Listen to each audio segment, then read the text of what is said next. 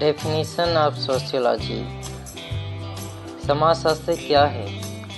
साधारणतः सभी समाजशास्त्री यही स्वीकार करते हैं कि समाजशास्त्र समाज का अध्ययन है, लेकिन फिर भी विभिन्न समाजशास्त्रियों ने समाजशास्त्र को भिन्न भिन्न आधारों पर परिभाषित किया है।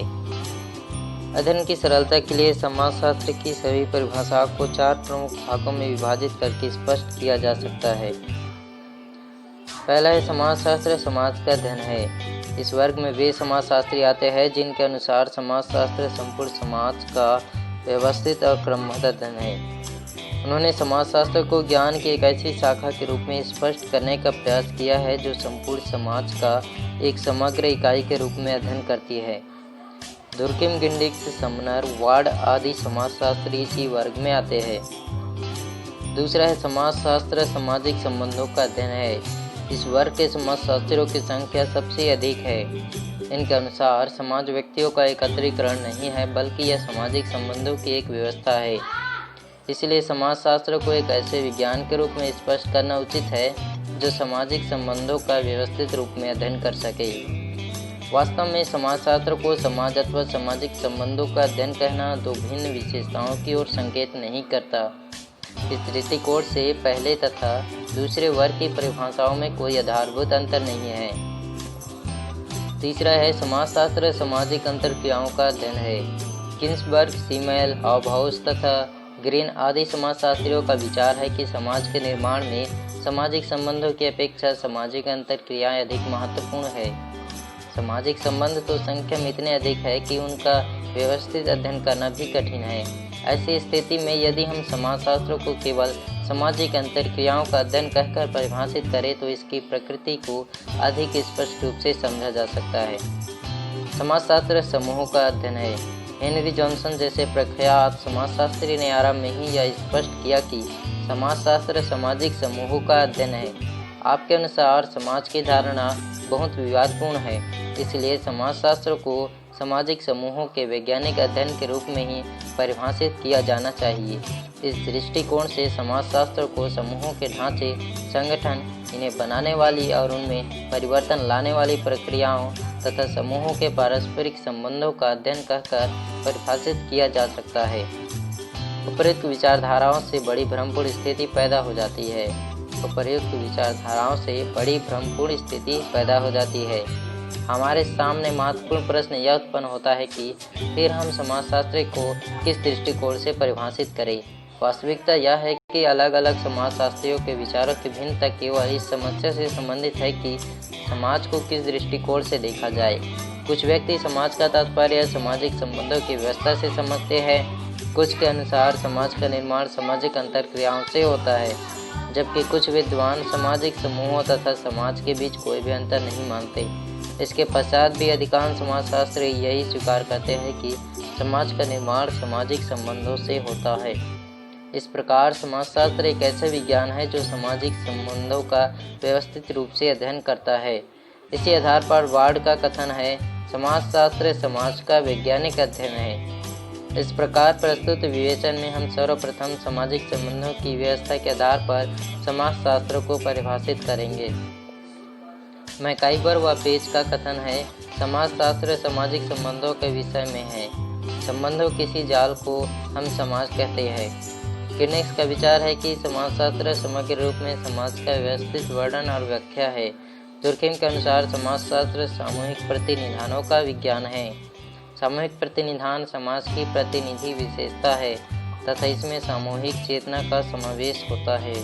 लगभग इन्हीं शब्दों में J.F. क्यूवर का कथन है कि समाजशास्त्र को मानवीय संबंधों के वैज्ञानिक ज्ञान की व्यवस्था के रूप में परिभाषित किया जा सकता है। इन परिभाषाओं से स्पष्ट होता है कि समाजशास्त्र की वास्तविक विषय वस्तु सामाजिक संबंध ही है।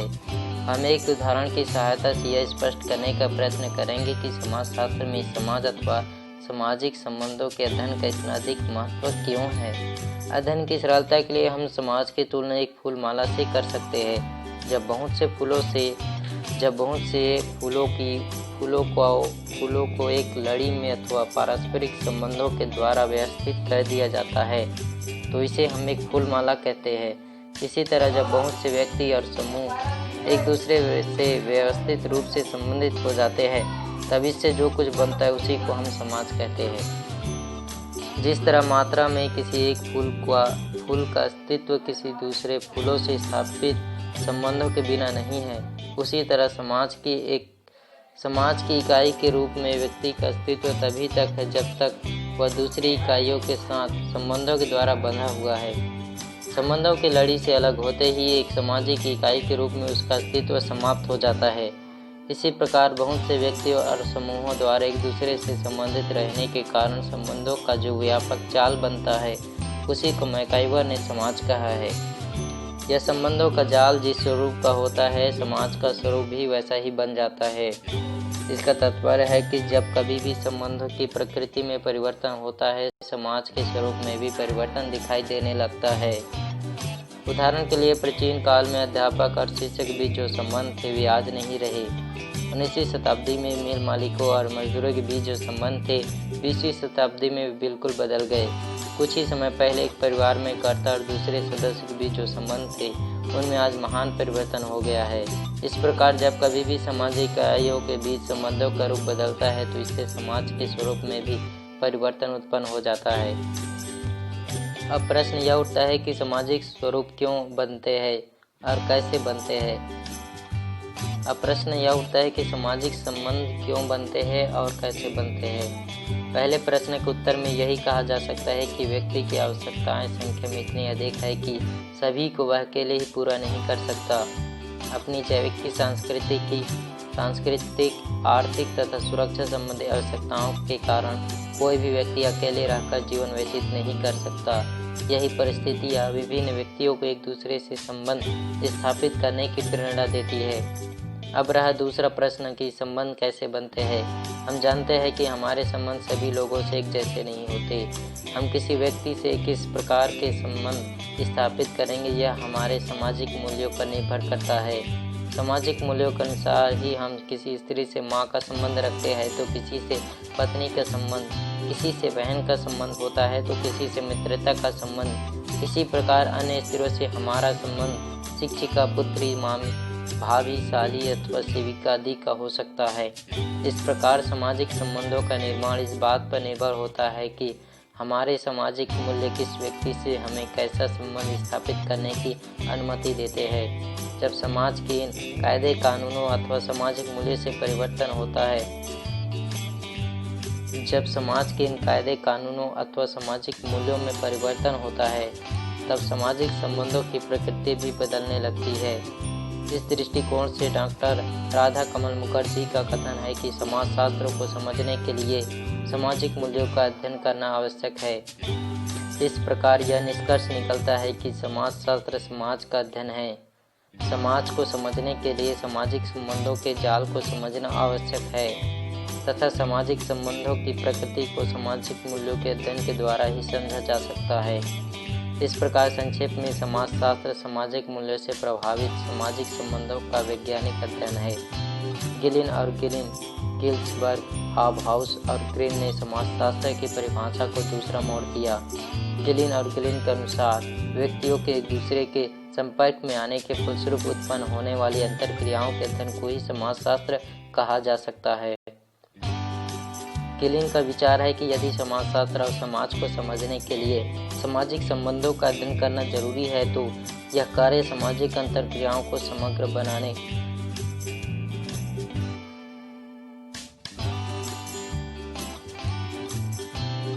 गिलिन का विचार है कि यदि समाजशास्त्र और समाज को समझने के लिए सामाजिक संबंधों का अध्ययन करना जरूरी है तो यह कार्य सामाजिक अंतरक्रियाओं को समझे बिना नहीं किया जा सकता।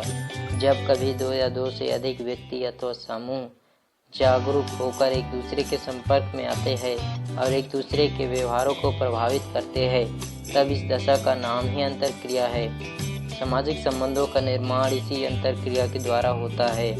कुछ संबंध ऐसे भी होते हैं जहां यह अंतरक्रिया नहीं पाई जाती है। ऐसे संबंधों का समाजशास्त्र में अध्ययन नहीं किया जा सकता। उदाहरण के लिए यदि किसी कमरे में एक व्यक्ति गहरी नींद में सो रहा है और एक चोर वहां से चोरी करके सामान ले जा रहा है तो वहां पर चोर और सोने वाले व्यक्ति में अंतरक्रिया न होने के कारण समाजशास्त्र में ऐसे संबंध का अध्ययन नहीं होगा। इसी प्रकार जादू के खेल में जादूगर और दर्शकों के संबंध को भी सामाजिक संबंध नहीं कहा जा सकता।